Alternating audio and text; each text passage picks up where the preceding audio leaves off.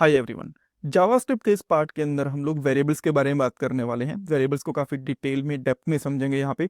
उसके साथ साथ 7 इंपॉर्टेंट इंटरव्यू क्वेश्चन भी डिस्कस करेंगे वेरिएबल्स के बारे में।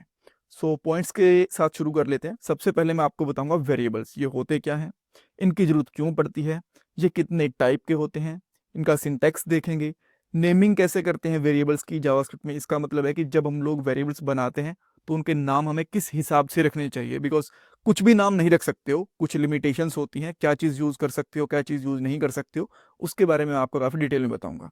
देन वेरिएबल्स में किस टाइप के डाटा को स्टोर करवा सकते हैं, 7 important interview question, common mistakes के बारे में भी यहाँ पे बता दूंगा। अब इसका मतलब क्या है कि जब हम लोग वेरिएबल्स या फिर किसी भी चीज़ को पढ़ते हैं ना प्रोग्रामिंग लैंग्वेज में या फिर जावास्क्रिप्ट के अंदर, तो बहुत बार कुछ गलतियां कर देते हैं और ये गलतियां बहुत बार बहुत ही कॉमन होती हैं। तो आप लोग इन कॉमन गलतियों को अवॉइड कर पाओ, इसलिए मैं कॉमन मिस्टेक्स के बारे में यहाँ पे बता दूंगा। देन नोट्स कोड प्लेलिस्ट का लिंक आपको डिस्क्रिप्शन बॉक्स में मिल जाएगा। पहले क्वेश्चन के साथ शुरू कर लेते हैं। वेरिएबल्स ये बेसिकली होते क्या हैं, पहले इसको जर्नल लैंग्वेज में समझने की कोशिश करते हैं आम दिनचर्या के हिसाब से। जो बॉक्सेस होते हैं, जो कंटेनर होते हैं, उनके अंदर हम लोग कोई ना कोई चीज़ को स्टोर करवा के रख सकते हैं। वो कोई किचन का सामान हो सकता है, कपड़े हो सकते हैं, कुछ भी हो सकता है।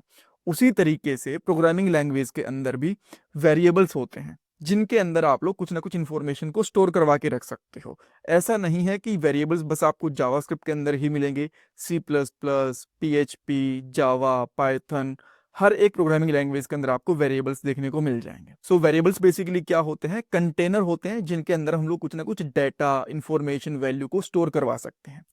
देन आप कह सकते हो कि फिर इनको कंटेनर ही क्यों नहीं कह देते, वेरिएबल्स क्यों बोलते हैं। वेरिएबल का मतलब ये होता है कि आपने एक बार इसके अंदर इंफॉर्मेशन डाल दी तो उसके बाद में उस इंफॉर्मेशन को चेंज भी कर सकते हो। ये बेसिकली दो तरीके के होते हैं। एक तो ऐसे होते हैं जो एक बार इंफॉर्मेशन डालने के बाद उस इंफॉर्मेशन को चेंज कर सकते हो। एक ऐसे भी होते हैं जिनको आप लोग इंफॉर्मेशन को चेंज नहीं कर सकते, उनको कॉन्स्टेंट बोलते हैं। राइट। अब आप बोलोगे कॉन्स्टेंट वेरिएबल तो अलग अलग हो गए। नहीं, जावास्क्रिप्ट के अंदर कॉन्स्टेंट भी वेरिएबल्स का ही पार्ट होते हैं। मैं यहाँ पे प्रूफ भी करके आपको दिखा दूंगा। ऑलराइट। एक बार मैं आप समराइज कर देता हूँ। वेरिएबल्स क्या होते हैं, जिनके अंदर हम लोग कुछ ना कुछ इंफॉर्मेशन को स्टोर करवा के रख सकते हैं, और ये बेसिकली दो टाइप के होते हैं। एक कांस्टेंट, जो एक बार इंफॉर्मेशन स्टोर हो गई उनको हम लोग चेंज नहीं कर सकते। दूसरे, जिनके अंदर इंफॉर्मेशन डालने के बाद में हम लोग अगेन फिर से चेंज कर सकते हैं। ठीक है। अब क्या इंफॉर्मेशन स्टोर करवाते हैं इनके अंदर, देखो इनके अंदर हम लोग कोई भी इंफॉर्मेशन स्टोर करवा सकते हैं। वो नेम हो सकते हैं, place, age, mobile number, address, किसी भी टाइप की इंफॉर्मेशन हम लोग इनके अंदर स्टोर करवा के रख सकते हैं। अब क्वेश्चन आता है कि हमें इंफॉर्मेशन क्यों स्टोर करवानी है, वेरिएबल्स की एक्चुअल में जरूरत है क्या। पहले मैं आपको इस फॉर्म की हेल्प से बताता हूँ।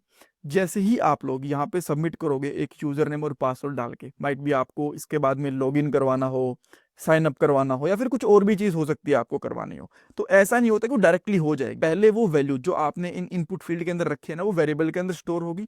उसके बाद में आप उसको डेटाबेस के अंदर स्टोर करवा सकते हो, लॉगिन करवा सकते हो, साइन अप करवा सकते हो, जो भी चीज करवाना चाहो वो करवा सकते हो। जो भी आपके पास इंफॉर्मेशन होती है आपकी प्रोग्रामिंग लैंग्वेज के अंदर, जावास्क्रिप्ट के अंदर, उसको आप लोग पहले वेरिएबल के अंदर स्टोर करवाते हो, उसके बाद आप उसका कुछ भी कर सकते हो।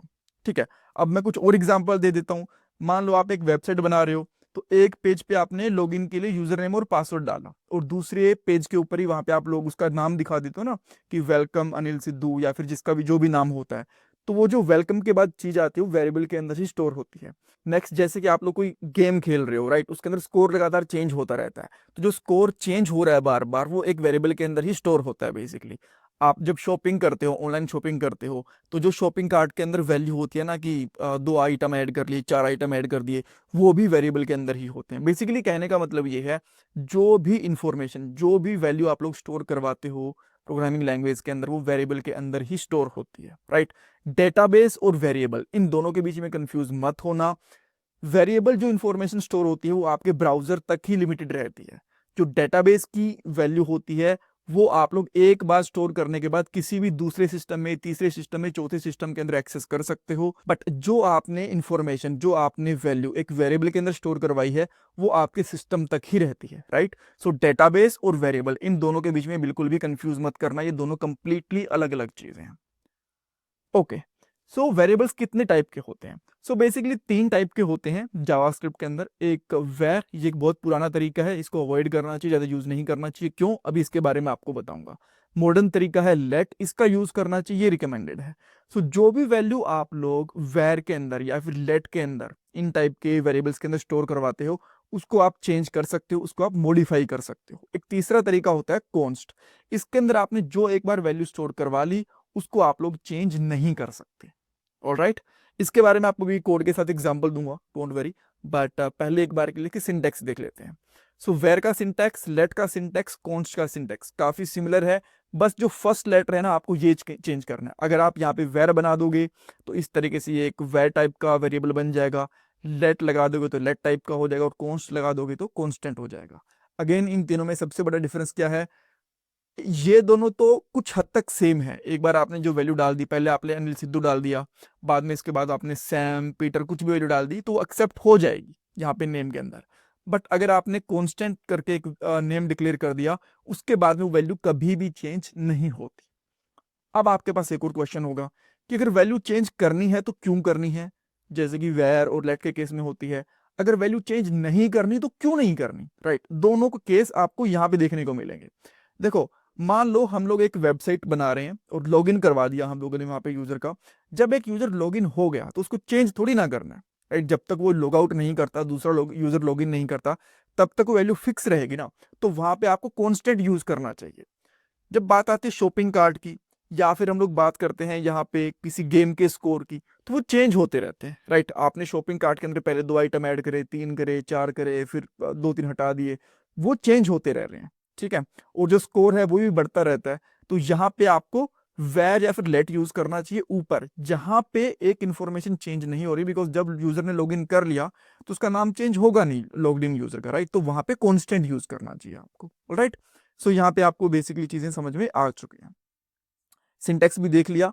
आजकल एक अच्छी जॉब मिलना बहुत मुश्किल हो चुका है। एक जॉब के लिए 10,000 से भी ज्यादा कैंडिडेट्स अप्लाई करते हैं। बट अगर आप भी जॉब सर्च कर रहे हो तो उसके लिए मैं आपको एक सोल्यूशन दे सकता हूँ। शार्पनर टेक आपके लिए एक जॉब रेडी ट्रेनिंग प्रोग्राम लेके आया है। इसके अंदर आपको बेसिक से लेकर एडवांस तक ट्रेनिंग मिलेगी, प्रोजेक्ट्स करने को मिलेंगे, मॉक इंटरव्यूज, रिज्यूमे में हेल्प, बहुत कुछ मिलेगा। और उसके बाद आपका कंपनीज में इंटरव्यूज भी करवाया जाएगा। और सबसे सही चीज ये है कि आपको पेमेंट जॉब लगने के बाद करनी है। और अगर आपकी जॉब कहीं और से लगती है तो आपको पेमेंट करने की जरूरत भी नहीं है। सो डिस्क्रिप्शन बॉक्स में मैंने लिंक प्रोवाइड करवा दिया है, वहां पे आपको नाम और आपका नंबर ऐड करना है, देन हमारी तरफ से आपको कॉल आएगा और बाकी की डिटेल्स आप वहां पे पूछ सकते हो। So check out the description box now. अब मैं आपको कुछ वेरिएबल्स क्रिएट करके दिखा देता हूँ, देन जो इसकी नेमिंग कन्वेंशन है वहां पे भी आएंगे, रूल्स वगैरह के ऊपर आएंगे, राइट? सो मैं यहाँ पे एक न्यू फाइल बनाता हूँ बेसिकली, जिसका नाम मैं यहाँ पे रखता हूँ variable.html करके, ठीक है? आप लोग चाहो तो एक अलग से JS फाइल भी बना सकते हो, भी बना के दिखाऊंगा। बट अभी के लिए मैं सेम फाइल के अंदर ही जावास्क्रिप्ट और HTML का कोड रखूंगा, जैसे हम लोगों ने पहले स्क्रिप्ट के अंदर करा था लास्ट वाले पार्ट के अंदर, ठीक है? तो बेसिक में यहाँ पे HTML बनाऊंगा, देन इसके अंदर हेड लूंगा, एंड देन यहाँ पे एक बॉडी ले लेते हैं, बहुत ही सिंपल है, राइट? और यहाँ पे एक h1 टैग लगा देंगे और यहाँ पे कर देंगे वेरिएबल, ठीक है? अब हेडर के अंदर हम लोग यहाँ पे स्क्रिप्ट लगा देंगे, इस तरीके से स्क्रिप्ट लगाई, इसके अंदर हम लोग वेरिएबल्स वगैरह जो भी जावास्क्रिप्ट का कोड करना है यहाँ पे कर सकते हैं। एक चीज मैं आपको बताना चाहूंगा, कुछ लोग स्क्रिप्ट यहाँ पे हेड के अंदर रखते हैं, कुछ लोग स्क्रिप्ट यहाँ पे नीचे रखते हैं, दोनों के अपने अपने यूज होते हैं। जब हम थोड़ा सा आगे बढ़ जाएंगे तब मैं आपको बताऊंगा कि कब आपको ऊपर रखनी चाहिए, हेड वाले पार्ट के अंदर रखनी चाहिए स्क्रिप्ट को, और कब आपको बॉडी के नीचे या फिर बॉडी के अंदर रखना चाहिए। दोनों के अलग अलग यूज केस है, मैं आपको बताऊंगा टाइम आने पे, तो उसके बारे में टेंशन नहीं लेनी है आपको, ऑलराइट? सो सबसे पहले जो पुराना तरीका होता था हमारे पास, वेर वाला, ये यूज करके देखते हैं। सो मैं यहाँ पे लिख देता हूँ वेर, और अगेन यहाँ पे कर दूंगा यूजर नेम, ठीक है? या फिर यूजर नेम भी रखते हैं, मैं यहाँ पे करता हूँ सिंपली डेटा, बहुत ही सिंपल लेके रखते हैं।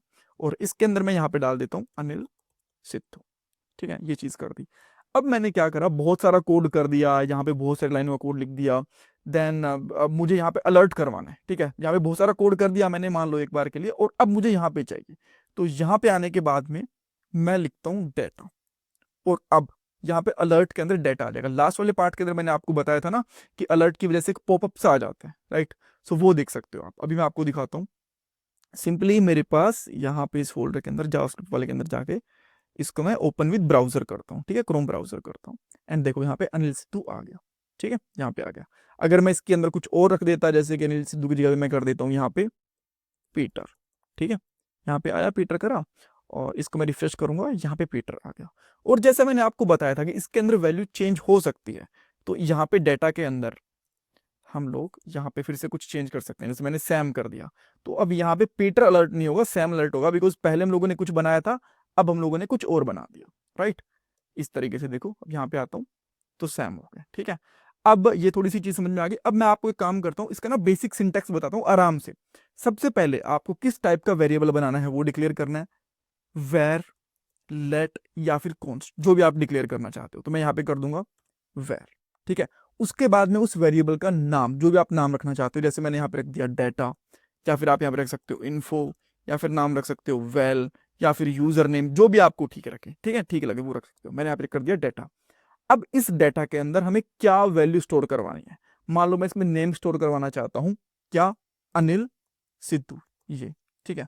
बट डायरेक्टली ऐसे नहीं, यहाँ पे इक्वल टू लगाना पड़ेगा। इक्वल टू का सिंबल सा मतलब है कि ये जो भी मैं यहाँ पे डाल रहा हूं इसके अंदर डल चुका है, इसके अंदर स्टोर हो चुकी है, इस वेरिएबल के अंदर, ठीक है। लास्ट में सेमीकोलन लगा भी सकते हो, नहीं भी लगाना तो भी कोई प्रॉब्लम नहीं है।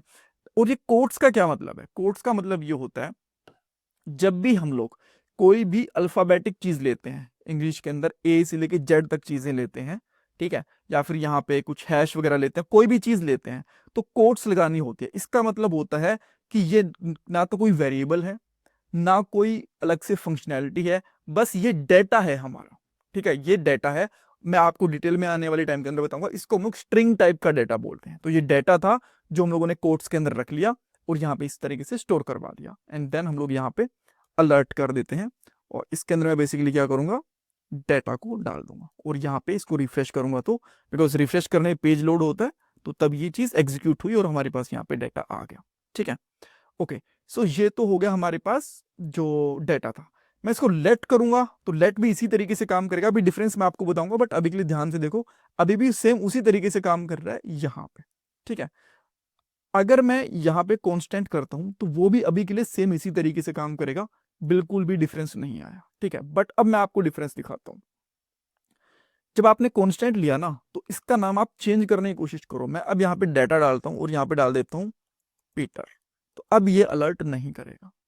देखो यहाँ पे अलर्ट, अब ऐसा क्यों हुआ, यहाँ पे इंस्पेक्ट एलिमेंट में आना है, और जैसे मैंने आपको बताया था कंसोल के अंदर आपको एरर्स वगैरह सब कुछ दिखता है, राइट। तो यहाँ पे आके एक एरर देखना है आपको, देखो यहाँ पे असाइनमेंट टू कांस्टेंट वेरिएबल, ठीक है। यहाँ पे इसने एरर दे दिया कि भाई तुम कांस्टेंट वेरिएबल के अंदर कोई वैल्यू असाइन कर रहे हो, वो पॉसिबल ही नहीं है, राइट, बिकॉज एक बार जो वैल्यू डाल दी वो निकलेगी नहीं। अगर यहाँ पे वेर होता तो ये चीज काम करती, तब कोई दिक्कत नहीं था, देखो यहाँ पे आ गया। लेट होता तो भी ये प्रॉपरली काम करता, ठीक है, तब भी कोई दिक्कत नहीं थी। ऑलराइट, आगे बात समझ में। सो इस तरीके से हम लोग यहाँ पे लेट, वेर और कॉन्स्ट का यूज कर सकते हैं। कॉन्स्ट के अंदर वैल्यू को हम लोग चेंज नहीं कर सकते, और जैसा मैंने आपको बताया था कि कांस्टेंट भी वेरिएबल होते हैं। देखो यहाँ पे जो अभी के लिए एरर आया ना उसके अंदर आपको देख सकते हो कांस्टेंट वेरिएबल बोला गया है इसको, कांस्टेंट वेरिएबल। जो कांस्टेंट होते हैं जावास्क्रिप्ट में वो भी वेरिएबल होते हैं, किसी किसी प्रोग्रामिंग लैंग्वेज के अंदर कांस्टेंट अलग होते हैं, वेरिएबल अलग होते हैं। ओके, सो ये चीज हो गई।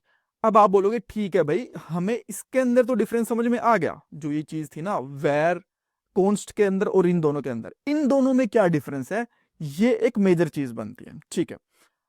मैं आपको बताता हूँ, थोड़ा सा यहाँ पे आगे भी लेके जाऊंगा। हाँ, यहाँ पे कि वेर को क्यों अवॉइड करना चाहिए और जो लेट है इसको क्यों यूज करना चाहिए, इसके अंदर आपको यहाँ पे चीजें समझ में आएंगी अच्छे से। देखो एक तो क्या हुआ, मैंने यहाँ पे जो वेरिएबल डाला, ठीक है, एक मैंने यहाँ पे कर दिया अनिल सिद्धू, इसी नाम से मैं दोबारा भी एक वेरिएबल बना सकता हूँ। मान लो मैंने यहाँ पे 1000 लाइन का कोड लिख दिया, 1000 लाइन का तो ज्यादा होगा एक फाइल में करती है, 400-500 लाइन का यहाँ पे कोड लिख दिया, ठीक है, और फिर से मैंने गलती से यहाँ पे वार डेटा कर दिया और इसके अंदर मैंने यहाँ पे अनिल डाल दिया, ठीक है। तो ये प्रॉपरली काम करेगा, यहाँ पे कोई भी एरर नहीं आने वाला, यहाँ पे आप देख पा रहे हो। लेकिन गड़बड़ हो गई ना, मान लो ऊपर किसी ने वेरिएबल डिक्लेयर कर दिया हो, आप उसको ओवरराइड कर दो, राइट, तो गलत हो जाएगा ना। तो दो बार सेम चीज डिक्लेयर हो गई, ये चीज नहीं होनी चाहिए। बट अगर सेम चीज मैं यहाँ पे लेट के साथ करने की कोशिश करता हूं तो वो चीज नहीं हो पाएगी। पहली बात तो इसने यहीं पे एरर दे दिया, आप देख पा रहे हो, बट स्टिल यहाँ पे भी आके देखोगे तो यहाँ पे भी इसने बता दिया, तो भाई डेटा ऑलरेडी डिक्लेयर है, ठीक है। सो एक तो ये रीजन हो गया कि वेर को अवॉइड करना चाहिए, बिकॉज मान लो आपने एक वेरिएबल पहले से डिक्लेयर कर रखा है, दोबारा से फिर कर दिया। अब एक और एग्जांपल देता हूं मैं आपको। मान लो यहाँ पे एक यूजर है, ठीक है, यूजर, उसके अंदर आपने कुछ यहाँ पे डाल दिया, कुछ इसकी इंफॉर्मेशन डाल दी यहाँ पे यूजर की, ठीक है, एंड यहाँ पे आपने वेर डाल दिया था, वेर के अंदर एक यूजर की इंफॉर्मेशन डाल दी। अब कोई दूसरा यूजर भी है तो आपने क्या करा, एक और वेर बना दिया और यहाँ पे भी इसका नाम यूजर रख दिया।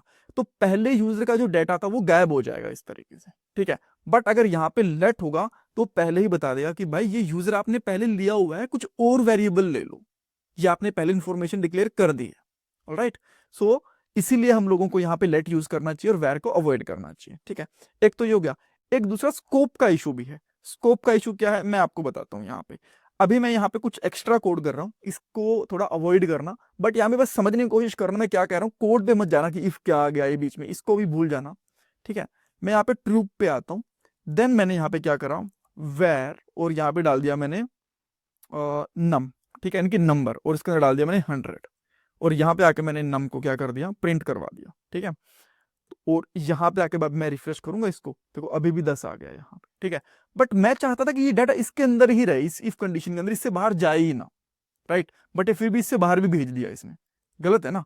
बट अगर मैं यहाँ पे लेट लेता हूं तो अब आप यहाँ पे चेक करोगे, इसने बोल दिया कि भाई डिफाइंड नहीं है। जब यहाँ पे तुम कॉल कर रहे हो, लाइन नंबर देखो यहाँ पे, लाइन नंबर 9, लाइन नंबर 9 यहाँ पे आके कह रहा है भाई डिफाइंड नहीं है, बिकॉज ये इसके अंदर था। अगर ये यहाँ पे होता तो चलने देता, ठीक है। तो जो अंदर वाली चीज है वेर होता है, उसको भी बाहर निकाल देता है। अगर कोई ब्लॉक है ना, जहाँ पे किसी एक कोड का ब्लॉक लिखा हुआ है, उसका जो इन्फॉर्मेशन है उसको भी बाहर निकाल के फेंक देता है। बट लेट ऐसा नहीं करता, ठीक है। सो ये एक और रीजन रह गया। अब देखो, एक क्या करता है, जो वेर होता है ना, वो ग्लोबल ऑब्जेक्ट के साथ में चीजों को ऐड कर देता है। अब आप बोलोगे यार ग्लोबल ऑब्जेक्ट कहां से आ गया, डोंट वेरी, बस ना अभी के लिए समझ लो जो कि मैं क्या कहने की कोशिश कर रहा हूं, कि मैं पॉइंट क्या है मेरा यहाँ पे, ठीक है, कि क्यों अवॉइड करना चाहिए वेर को। अब ग्लोबल ऑब्जेक्ट का क्यों यूज करते हैं, क्या चीज इसमें होती है, वो मैं आपको बताऊंगा। बट यहाँ पे समझने की कोशिश करना, मैं यहाँ पे लिखता हूँ वेर नम इक्वल टू 2000 दे दिया मैंने, ठीक है। अब यहाँ पे आके इसको रिफ्रेश करा, ये रिफ्रेश हो गया, प्रिंट डिस्प्ले हो गया यहाँ पे। अब मैं कंसोल के अंदर आके यहाँ पे विंडो डॉट नम लिखता हूं ना, देखो अभी भी यहाँ पे भी 2000 आ गया, ठीक है। सो जो हमारे पास एक जो ब्राउजर होता है ना, उसकी विंडो नाम से एक डिफॉल्ट वेरिएबल होता है। बहुत बहुत कुछ होता है इसके अंदर, बड़ी इंफॉर्मेशन होती है। यहाँ पे रन करोगे ना, देखो बहुत कुछ है इसके अंदर, ठीक है। इसके भी डिटेल में बाद में बात करेंगे जब इस पॉइंट के ऊपर आएंगे। तो क्या करता है, जो भी हम लोग डिक्लेयर करते हैं ना, उसके हमें अटैच कर देता है ये गलत चीज है इसकी, ठीक है। ऐसा नहीं करना चाहिए, बिकॉज हो सकता है इसकी में ज्यादा जरूरत हो, एक बार ही जरूरत हो।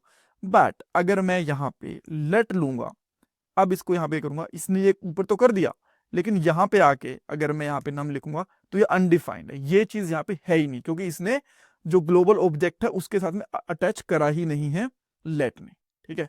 इसीलिए एक, इसको हम लोग पहले कॉल कर सकते हैं डिक्लेयर करने से। डिक्लेयर करने का मतलब होता है कि मैंने यहाँ पे बना दिया, ठीक है। इसको मैं पहले ही कॉल कर सकता हूँ, मैं यहाँ पे आया उसके ऊपर कॉल कर दूंगा। अब मैं यहाँ पे आके इसको रिफ्रेश करने की कोशिश कर रहा हूँ, अनडिफाइंड आ गया। बेशक से अनडिफाइंड आया हो, लेकिन इसको पहले हम लोग यहाँ पे कॉल कर पा रहे हैं, ठीक है। अगर इसकी जगह पे लेट होता और इसको रिफ्रेश करता तो यहाँ पे एरर आता कि भाई तुम एक्सेस नहीं कर सकते, अभी तक ये बनी नहीं है चीज, ठीक है। तो बिकॉज अनडिफाइंड जो चीज आई है ना, वो एक डाटा टाइप होता है, हम लोग खुद से भी डाल सकते हैं, जबरदस्ती भी डाल सकते हैं, ठीक है। जैसे कि यहाँ पे पहले वेर था, ठीक है, इसके अंदर हम लोग, अब तो 2000 आ जाएगा, ठीक है, 2000 आ गया। बट इसके अंदर मैं अनडिफाइंड जान के भी, कभी कभी जरूरत पड़ती है हमें इस अनडिफाइंड की, ठीक है। तो यहाँ पे अनडिफाइंड भी आ जाता है। अब अगर मैं इसको यहाँ पे कॉल करूंगा, इसके अंदर मान लो 2000 है, ऐसे है, ठीक है, और यहाँ पे इसको कॉल करूंगा, तो ये लगेगा ना कि यार अनडिफाइंड जानबूझ के डाला होगा, हो सकता है इसके अंदर, ठीक है, ये भी तो लग सकता है। तो इसीलिए ये बिकॉज पहले भी अलाउड कर रहा है, लेट करेंगे तो ये पहले ही बोल देता है कि भाई देखो ये गलत चीज है। और अगर इसके अंदर ये ऊपर लेट इस तरीके से डिक्लेयर होगा और इसमें अनडिफाइंड होगा यहाँ पे, तो ये चलेगा, तब कोई दिक्कत नहीं है, ठीक है। देखो अब इसने अनडिफाइंड दे दिया। तो लेट बेसिकली क्या करता है, अगर पहले चीजें डिक्लेयर कर रखी हैं तो ही उसको अलाउ करता है, नहीं तो उसको अलाउ करेगा ही नहीं, ठीक है। तो ओके, एक ये रीजन हो गया। अब नेक्स्ट चीज क्या है, यहाँ पे आते हैं, नेमिंग कन्वेंशन की बात करते हैं। जब हम लोग वेरिएबल, कांस्टेंट और लेट, लिटरल बोल लो उसको, लिटरल भी बोलते हैं, वो चीज बनाते हैं, तो इनके अंदर हम लोग लेटर्स का यूज कर सकते हैं, कि ABCD XYZ इनका यूज कर सकते हैं, नंबर्स का यूज कर सकते हैं, अंडरस्कोर का यूज कर सकते हैं, डॉलर का यूज कर सकते हैं। बट इनके बीच में स्पेसिस यूज नहीं कर सकते, नंबर है ना वो बीच में लगा सकते हैं, लास्ट में लगा सकते हैं, लेकिन पहले नहीं लगा सकते। और कुछ चीजें होती हैं जैसे कि आप ये नहीं कर सकते कि वेर इक्वल टू वेरी कर दिया उसका नाम, जैसे यहाँ पे वेर करके नाम बनाया ना लेट करके, तो लेट ही बना दिया आपने, ये नहीं कर सकते, ठीक है। यहाँ पे वेर का वेर या फिर वेर का लेट, ये चीज नहीं कर सकते, ये चीजें अलाउड नहीं है आपके यहाँ पे, ठीक है। सो लेट, वॉर, कॉन्स्टेंट, जो पहले से रिजर्व्ड कीवर्ड है वो यूज नहीं कर सकते। अब इनका कुछ यूज करके दिखा देता हूँ। जैसे कि मैं यहाँ पे लेट ही लूंगा, अब हर जगह पे बाकी चीजें हम लोग नहीं लेंगे। तो यहाँ पे मैंने लिख दिया नंबर, और यहाँ पे यूजर नेम लिखता हूँ मैं, ठीक है। यूजर नेम, यूजर लिखता हूँ एक बार के लिए। अब मैं नेम क्यों लिख रहा अभी मैं आपको बताऊंगा, ठीक है। मैंने यूजर लिख दिया, देखो अनिल आया, और यहाँ पे अनिल प्रॉपरली क्या हो गया भाई, अच्छा नाम कर रखा है हम लोगों ने यहाँ पे यूजर, तो ये प्रॉपरली हमें विजिबल हो रहा है, इसके अंदर कोई दिक्कत नहीं है, ठीक है। अगर मैं यहाँ पे डॉलर लगा देता हूँ, ठीक है, तो भी प्रॉपरली काम करेगा, बिल्कुल भी दिक्कत नहीं है। देखो अभी प्रॉपरली काम कर रहा है, ठीक है। अगर मैंने यहाँ पे variable user one, user two जो भी कर दिया यहाँ पे आगे लास्ट में न्यूमेरिक वैल्यू ले ली, तो भी चलेगा, कोई दिक्कत नहीं। बट अगर इनके बीच में हम लोगों ने स्पेस दे दिया इस तरीके से, ठीक है, तो ये काम नहीं करेगी, तो ये फट जाएगा कोड हमारा, ठीक है। ये नहीं कर सकते। देन शुरू में नंबर नहीं लगा सकते, ऐसा नहीं कर सकते कि आपने यहाँ पे वन यूजर ये लगा दिया, ठीक है, ये चीज पॉसिबल नहीं है। यूजर वन पॉसिबल है, बट जो फर्स्ट लेटर है ये आप नंबर नहीं रख सकते, या तो आपको डॉलर रखना पड़ेगा, या फिर आपको ये अंडरस्कोर रखना पड़ेगा, या फिर कोई लेटर रखना पड़ेगा, ठीक है। ये तीन ही चीजें चलेगी, जो अंडरस्कोर है ये भी पॉसिबल है शुरू के अंदर, ठीक है। ओके, सो ये चीजें हो गई ना। उसके बाद में किस टाइप का डेटा, बहुत टाइप का डेटा होता है। देखो नंबर, स्ट्रिंग, बुलियन, नल, अनडिफाइंड, बिगेंट, सिंबल, ऑब्जेक्ट, इन सब के ऊपर एक एक करके वीडियो आएगी जहां पे काफी डिटेल में डिस्कस करेंगे एक एक चीज को हम लोग। Don't very about that, right. Okay, ये चीज मैंने बता दिया कि वॉर क्यों अवॉइड करना चाहिए और लेट को क्यों यूज करना चाहिए। बेस्ट प्रैक्टिस, देखो लेट यूज करो जब आपको वैल्यू को चेंज करना हो, जब वैल्यू फिक्स रखनी हो तब आपको कॉन्स्टेंट यूज करना है। वॉर को अवॉइड करना है, नाम हमेशा मीनिंगफुल रखना है। अब जैसे कि यूजर है, ठीक है, आप ये नहीं कर सकते यूजर एक्स, ऐसे मत रखना कभी भी, ठीक है। ये बड़ा अलग सा रहेगा, या फिर यहाँ पे एक्स रख दिया आपने नाम, ठीक है। अब देखो प्रिंट तो ये भी करेगा, अगर मैंने यहाँ पे एक्स रख दिया प्रिंट तो ये भी करेगा, कोई प्रॉब्लम नहीं है। बट ये पता नहीं कि एक्स क्या है, ठीक है। अगर मैं यहाँ पे डेटा रख देता हूँ तो भी एक सही चीज नहीं है टेक्निकली, ठीक है। अभी डेटा क्या है हमें नहीं पता, कि भाई किसी का नाम है, पासवर्ड है, क्या है, कुछ नहीं पता। तो यहाँ पे बेसिकली थोड़े मीनिंगफुल नेम रखने चाहिए, जैसे कि यूज नेम रख दिया, ठीक है। अब नेम से बढ़िया क्या है, ये यूजर का नेम है, एडमिन का नेम है, टीचर का नेम है, स्टूडेंट का नेम है, इस तरीके से। तो यहाँ पे यूजर नेम कर दिया। बट जब ये यूजर नेम रखा तो माइट भी एक बार के लिए पढ़ने में ना आए, ताकि प्रॉपरली समझ में भी आए, तो इस तरीके से कैमल केस बना दो इसका, ठीक है। यानी कि जो सेकंड वाला वर्ड आपका शुरू होगा ना उसके फर्स्ट लेटर को कैपिटल कर दो, ठीक है। इस तरीके से रख सकते हैं ये चीज, जैसे कि first name, total price, is login, इस तरीके से कैमल केसेस के अंदर इनको रख दो। इंटरव्यू क्वेश्चन, वेरिएबल क्या होते हैं मैं आपको बता चुका हूँ। कंटेनर होते हैं जिनके अंदर हम लोग डेटा को स्टोर करवा सकते हैं। Then what are the ways, कितने तरीके होते हैं, तीन तरीके होते हैं बेसिकली, लेट, वेर, कॉन्स्टेंट। तीनों में डिफरेंस क्या होता है, वेर और लेट, इनको हम लोग उनके अंदर दोबारा इंफॉर्मेशन को स्टोर करवा सकते हैं, वैल्यू को चेंज कर सकते हैं, कॉन्स्टेंट में नहीं कर सकते। और वेर और लेट के बीच में मैं आपको बता चुका हूँ, लेट को हम लोग रीडिक्लेयर नहीं कर सकते, वेर को रीडिक्लेयर कर सकते हैं। स्कोप की प्रॉब्लम होती है विंडोज ऑब्जेक्ट के साथ में, जो ये वाली चीजें मैंने आपको बताई थी ना यहाँ पे, ये सारे के सारे इनके बीच में डिफरेंसेस हैं, ठीक है। देन हम लोगों को क्यों अवॉइड करना चाहिए इसके बारे में आपको बता चुका हूँ। रीअसाइन कर सकते हैं, कॉन्स्टेंट की वैल्यू को नहीं कर सकते। एक तरीका होता है, ठीक है, एक तरीका होता है, वो मैं आपको बाद में आगे जाके बताऊंगा, अभी नहीं, बिकॉज उस जब हमको एरे ऑब्जेक्ट यूज करने पड़ेंगे तब हम लोग थोड़े से डेटा को चेंज कर सकते हैं, कॉन्स्टेंट के भी, ठीक है। बट अगर हम लोग बहुत ही स्ट्रेट फॉरवर्ड और बेसिक तरीके से बोले तो नहीं, वेरिएबल की वैल्यू, कॉन्स्टेंट की वैल्यू को चेंज नहीं कर सकते, ठीक है। Can we call var before declare, yes we can call. Can we redeclare variable, जो वॉर होता है उसको रीडिक्लेयर कर सकते हैं, लेट को रीडिक्लेयर नहीं कर सकते। आई होप आपको यहाँ पे बहुत कुछ जानने को मिला होगा। इसमें कुछ डाउट, कंफ्यूजन है, मुझे कमेंट सेक्शन में पूछ सकते हो। Thank you so much for watching this part guys.